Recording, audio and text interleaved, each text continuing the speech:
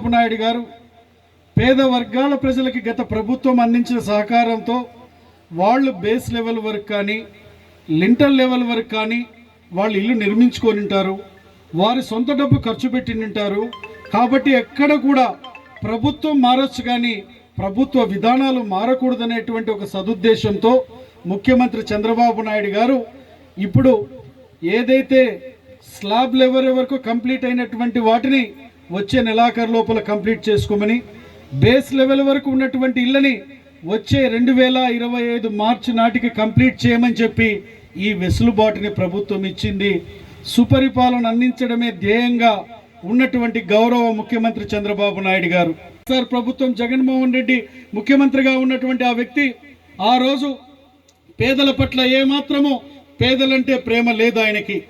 పేదలంటే ప్రేమే ఉండింటే ఎందుకు మన ఇల్లు కంప్లీట్ చేయలేకపోయాడని అంటున్నాను నేను. అతి త్వరలో ఏదైతే ఈ స్కీమ్స్ని ఏ విధంగానైతే మనకు ప్రస్తుతం ఉన్న ప్రభుత్వం కొనసాగిస్తుందో వాటిని కూడా పూర్తి చేసేదానికి పూర్తి స్థాయిలో శ్రద్ధ చూపుతుంది.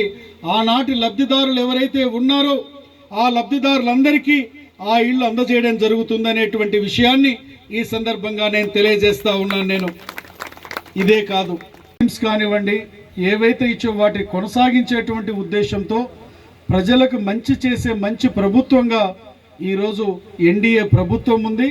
మంచి మనిషిగా ముఖ్యమంత్రిగా చంద్రబాబు నాయుడు గారు ఉన్నారు.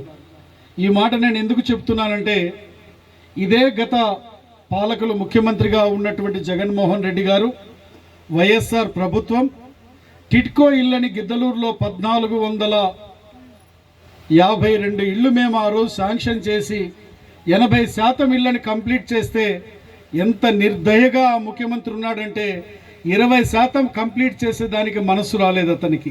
గృహాలని చెప్పి ఆ రోజు ఇప్పుడు టిట్కో ఇళ్ళ దగ్గర ఒకటి, మన కొండపేట దగ్గర ఒకటి, రాజానగర్లో ఒకటి, నల్లబండ బజార్ 4 చోట్ల నిర్మించారు.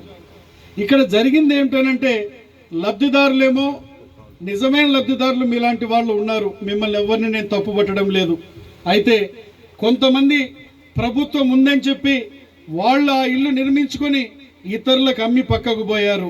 ఇక్కడ మున్సిపల్ కమిషనర్ గారు ఉన్నారు, ఇక్కడ వచ్చేటప్పటికి మా హౌసింగ్ డి గారు ఉన్నారు,